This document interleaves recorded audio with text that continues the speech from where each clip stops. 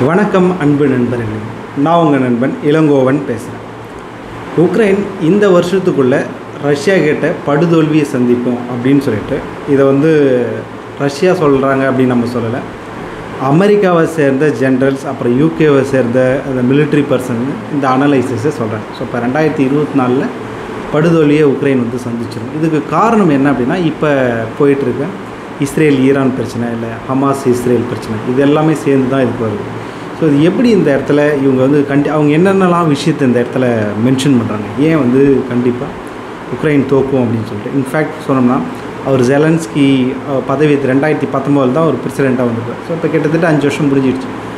இப்போ மெயின் விஷயம் அமெரிக்கா சொல்கிறதே அவங்க ஒரு மக்களாட்சி அப்படின்றது தான். பட் ஆனால் இங்கே எலெக்ஷன் கூட இப்போதைக்கு நடக்கிறதுக்கான சாத்தியக்கூறுகள்லாம் அங்கே தெரியல. ஸோ இப்போ அங்கே என்ன போயிட்டுருக்கு, ஏன் அவங்க கண்டிப்பாக தோப்பாங்கன்றத இவங்க நம்புகிறாங்க. ஏன்னா நாளுக்கு நாள் அந்த ஆரம்பித்ததுலேருந்து கண்டிப்பாக ரஷ்யா தோற்றுரும் அப்படின்னு தான் வெஸ்டர்ன் மீடியாஸ் எல்லாமே சொல்லிட்டு வந்தாங்க. பட் ஆனால் அவங்களே இப்போ உண்மையை ரியலைஸ் பண்ணுற அந்த காரணங்கள்லாம் வருதுன்றதை நம்ம பார்ப்போம். ஸோ அதெல்லாம் பற்றி தான் ஷார்ட்டாக நம்ம இந்த வீடியோவில் பார்க்குறோம். ஸோ வீடியோக்குள்ளே போகிறதுக்கு முன்னாடி மறக்காமல் நம்ம சேனலை சப்ஸ்கிரைப் பண்ணுங்கள் அண்ட் நோட்டிஃபிகேஷனுக்கு பெல் பட்டன் கிளிக் பண்ணுங்கள். ஸோ இப்போ இவங்க சொல்கிறதுக்கு முக்கியமான காரணம் என்னென்னா, இப்போ இருக்கிற சுச்சுவேஷன் படி உக்ரைன் கிட்ட ஒரு குண்டு இருக்குன்னா ரஷ்யா கிட்ட 5 குண்டு இருக்குது அப்படின்றது தான். ஸோ இப்போ அந்த ஆர்ட்டிலரி பவர் அப்படின்னு சொல்லுவாங்க இல்லையா.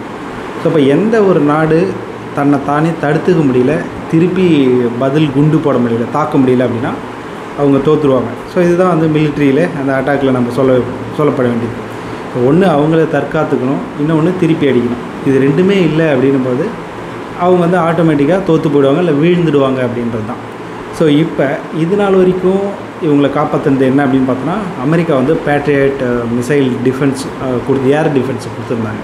ஸோ இப்போ வான்வழி தாக்குதல் என்ன நிறைய மிசைல்ஸ் வந்திருந்தாலும் ட்ரோன்ஸ் வந்திருந்தாலும் அதெல்லாம் தடுத்து நிறுத்துகிற அளவுக்கு இவங்ககிட்ட பேட்ரியாட் ஏர் டிஃபென்ஸ் இந்த மாதிரிலாம் இருந்துச்சு.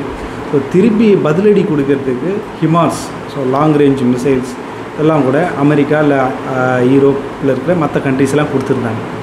ஸோ இப்போ எவ்வளோ சப்போர்ட் இவங்க கொடுத்துருக்காங்கன்னு யோசித்தோம்னா நம்மளுக்கே ஒரு தளவு இன்னும் இவ்வளோலாம் எங்கேப்பா போச்சு அப்படின்ற அளவுக்கு வரும்.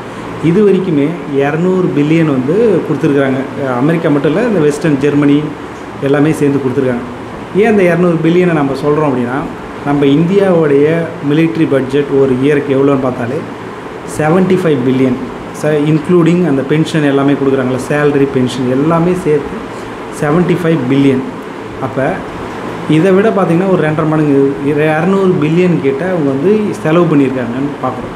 ஸோ இவ்வளோ செலவு பண்ண உக்ரைன் ஏதாவது திருப்பி பிடிச்சாங்களா, ஏன்னா லாஸ்ட் இயர்லாம் அவங்க கவுண்டர் அஃபென்சிவ் பண்ண போகிறாங்க, ரஷ்யாவுக்கு பெரிய பதிலடி கொடுக்க போகிறாங்க, ஸோ அப்படின்லாம் கூட சொல்லியிருந்தாங்க. ஆனால் அந்த மாதிரிலாம் அவங்க அதை எல்லாமே முறியடிச்சிட்டாங்கன்னு தான் சொல்லணும்.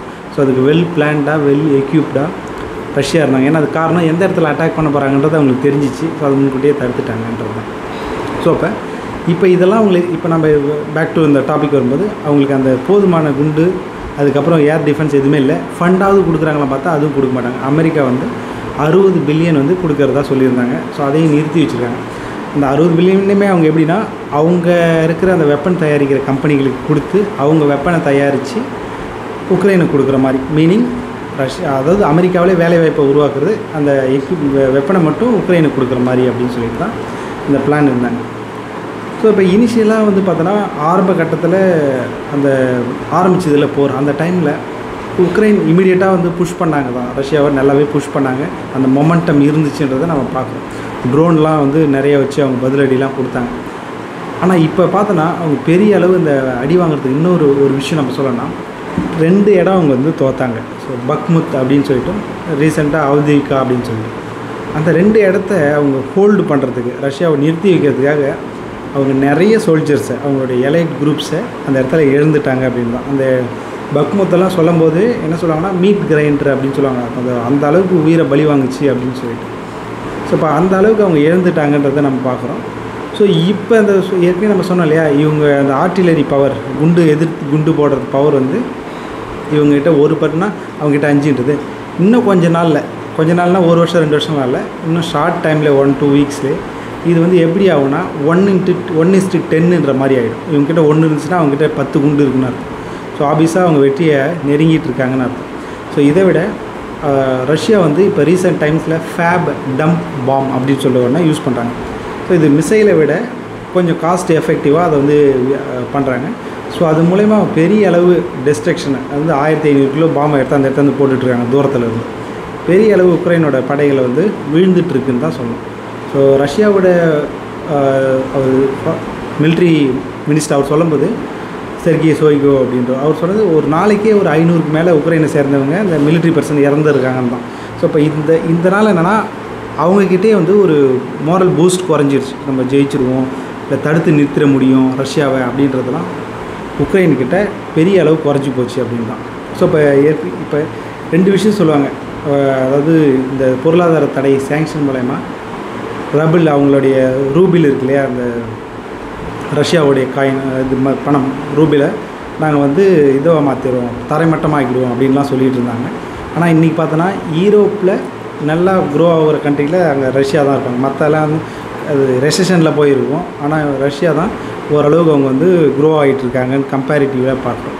ஸோ அதுக்கடுத்தது பார்த்தோம்னா புட்டினும் பார்த்தோன்னா அந்த மென்ஷன் பண்ணியிருப்பார் ஏன் இந்த அட்டாக் அப்படின்றத. ஏன்னா 2014 சிஐஏ ஒரு கூப் பண்ணியிருப்பாங்க, யோனுகோவிச் அப்படின்னு ஒரு ஜெயிச்ச பிரசிடென்ட்க்கு அகென்ஸ்டாக ஒரு கூப் சதி பண்ணியிருப்பாங்க, ஆட்சி கவிழ்ப்பு. அதனால தான் நாங்கள் இதெல்லாம் பண்ண வேண்டியது இருக்குது அப்படின்னு சொல்லிட்டு ரஷ்யா பேசுகிற மக்களை அங்கே தாக்குறாங்க. ஸோ இதெல்லாம் அதனால தான் நாங்கள் திருப்பி இங்கே வந்து அட்டாக் பண்ணுறோம். அதுவும் இவங்க சொல்ல காப்பாற்றாமல் அவங்க நேட்டோவை எக்ஸ்பேண்ட் பண்ணிக்கினே வராங்க. ஸோ இதெல்லாம் தான் ஒரு திரும்ப ரிப்பீட்டடாக வைக்கிற கிளைம்.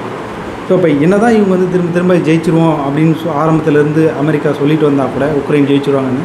ஆனால் ரியாலிட்டியில் அது நடக்கலைன்றதை அவங்களோட மிலிட்ரியை ஒத்துக்கிறாங்க. இப்போ அமெரிக்காவோட ஃபுல் ஃபோக்கஸ் எல்லாமே இஸ்ரேல், ஈரான் இந்த பக்கம் போயிடுச்சுன்னு பார்க்குறோம். ஏன்னா ஈரான் எப்போ வேணாலும் இஸ்ரேலை தாக்கலான்னு சொல்லும்போது அவங்களுக்கு வந்து மெயின் வந்து இஸ்ரேல் தான். ஸோ இப்போ இஸ்ரேலா இல்லை உக்ரைனா அப்படின்னு கேட்டாங்கன்னா யோசிக்க கூட மாட்டாங்க. டக்குன்னு வந்து அவங்க ஏற்கனவே சூஸ் பண்ணிலாம் வச்சாச்சு, இஸ்ரேல் தான். உக்ரைனை கண்டுக்க கூட மாட்டாங்க. ஸோ இவ்வளோ நாள் இவங்களை நம்பி இங்கே சண்டை போட்டுட்ருக்கவங்களுக்கு கதி, 2 வருஷமாக சண்டை போட்டுருக்கவங்களுக்கு கதின்னு பார்த்தோன்னா அவ்வளோதான்றதை பார்க்குறோம். இப்போ ஏன்னா இந்த 2022 மார்ச்லேயே ஒரு அமைதி ஒப்பந்தம் மாதிரி பேசிச்சுலாம் போச்சு, சைனே கிட்டத்தட்ட பண்ண வந்துட்டாங்க. பட் அந்த டேவிட் கேம்ரூன் தான் அதை வந்து தடுத்து நிறுத்திட்டார், கெடுத்து விட்டாருலாம் சொல்லுவாங்க. ஸோ இப்போ அந்த இது பார்த்தோன்னா இன்ஃபேக்ட் உக்ரைனுக்கு ஃபேவராக சில விஷயங்கள் இருந்ததாக கூட சொல்லுவாங்க இன்றைய கண்டிஷனுக்கு பார்க்கும்போது. ஆனால் வந்து பார்த்தோன்னா இப்போ அதுக்கான பாசிபிலிட்டி ரஷ்யா இன்னுமே அவங்க திரும்ப சொல்கிறது நாங்கள் வந்து பேச்சுவார்த்தைக்கு ரெடி அப்படின்றது தான். ஆனால் உக்ரைன் வந்து அந்த படைகளெல்லாம் வெளியில் போனால் தான் நாங்கள் வந்து பேச்சுவார்த்தைக்கு வருவோம்னாங்க. அது வந்து இன்றைக்கி நீங்கள் யாரை கேட்டாலும் சொல்லுவாங்க அதுக்கு சாத்தியக்கூறே கிடையாது. அவங்க ரஷ்யா வந்து 20% இன்றைக்கி பிடிச்சிட்டாங்க. ஸோ இன்னும் கொஞ்சம் 1 மாதம் விட்டாலே இன்னும் நிறைய நெக்ஸ்ட்டு வந்து கார்கிவ்ன்ற முக்கியமான பகுதியெல்லாம் அவங்க வந்து அதை நோக்கி போவாங்க. ஸோ ஒவ்வொன்றா அப்புறம் சஃபர்ஸியால் ஒவ்வொன்றா அவங்க பிடிச்சிட்டு போகும்போது அவங்க படையெல்லாம் விலக்கிட்டு போகிறதுக்கான சான்சஸ் வந்து இல்லவே இல்லை. ஸோ அப்போ இங்கே அமைதி ஒப்பந்தத்துக்கு உக்ரைன் வரப்போகிறதும் இல்லை அன்லெஸ் அமெரிக்கா சொல்கிற வரைக்கும். ஏன்னா இப்போ அமெரிக்காவுக்கு வேறு வழியே இல்லை. அவங்களால டிஃபெண்ட் பண்ண முடியாது, பணமும் கொடுக்க முடியாது, வெப்பனும் கொடுக்க முடியாது. அவங்க ஃபோக்கஸ் எல்லாம் ஈரான் இஸ்ரேலில் போயிடுச்சு. இப்போ அவங்க சொல்லி இங்கே இப்போ நீங்கள் ஏதாவது சமாதானம் ஆகிடுங்கன்னு சொன்னால் மட்டும்தான் இது உண்டு. ஸோ இன்ஃபேக்ட் இன்னொரு விஷயம் நம்ம சொன்னோம், எலெக்ஷனும் அங்கே நடக்கிறதுக்கான சாத்தியக்கூறுகள் தெரியல. ஸோ அப்போ இந்த போகிற காரணங்காட்டி அவர் வந்து பிரசிடெண்ட்டாகவே இருக்கலாம். ஸோ அவங்க சொல்கிற காரணங்கள் வேலிடான காரணங்கள் தான். போர் நடக்கும்போது எலெக்ஷன் வச்சுட்டு அங்கே கான்சன்ட்ரேட் பண்ணால் இங்கே ரஷ்யாவோட அட்டாக் அதிகமாகிடும் அப்படின்றது தான் அவங்க சொல்கிறது. ஸோ அதுவுமே ஒரு வேலிடான காரணமாக இருந்தாலும் ஒரு டெமோக்ராட்டிக்னும் போது 5 இயர்ஸ்க்கு ஒரு தடவை அவங்களுக்கு எலெக்ஷன் வச்சாகணும். ஸோ அதை அவங்க ஃபாலோ பண்ணலை அப்படின்றத நம்ம இங்கே வந்து ஹைலைட் பண்ணோம். ஸோ ஓவராலாக பார்க்கும்போது எதெல்லாம் காரணம் சொல்லி விழுந்துடும் ரஷ்யா, பொருளாதார தடை விதித்தாங்க, ஆயிலை கட் பண்ணாங்க. ஸோ எல்லாமே அதாவது யூரோப் ஃபுல்லாக ஜெர்மனிலாம் மற்ற நாடுகள்லேருந்து வாங்குற மாதிரி பண்ணாங்க. ஸோ எவ்வளோ ப்ரெஷர் கொடுத்தோம் அதை தாண்டி இன்றைக்கி ரஷ்யா சர்வைவ் ஆகிட்டு அவங்க அந்த ரியாலிட்டி அவங்க கட்டமைச்ச ஒரு பிம்பம் இருக்கு இல்லையா வெஸ்டர்ன் மீடியாஸ், அதெல்லாம் உடச்சிட்டாங்கன்னு தான் நம்ம சொன்னோம். ஸோ அவங்க சொன்னது ரியல் கிடையாது. ஆனால் இங்கே ரியல் இப்போ என்ன அப்படின்னு பார்த்தோன்னா உக்ரைன் இந்த வருஷத்துக்குள்ளே தோக்கிறதுக்கான எல்லா சாத்தியக்கூறுகளும் அங்கே தெரியுது அப்படின்றது தான் நம்ம இங்கே மென்ஷன் பண்ணுறோம். சரிங்க, இன்றைக்கி நம்ம சொன்ன விஷயத்தில் உங்களுக்கும் நிறைய தகவல் இருக்கும். கமெண்ட்ஸில் ஆட் பண்ணுங்கள். வேறு ஒரு பதிவோடு உங்களை வந்து சந்திப்பேன். நன்றி, வணக்கம்.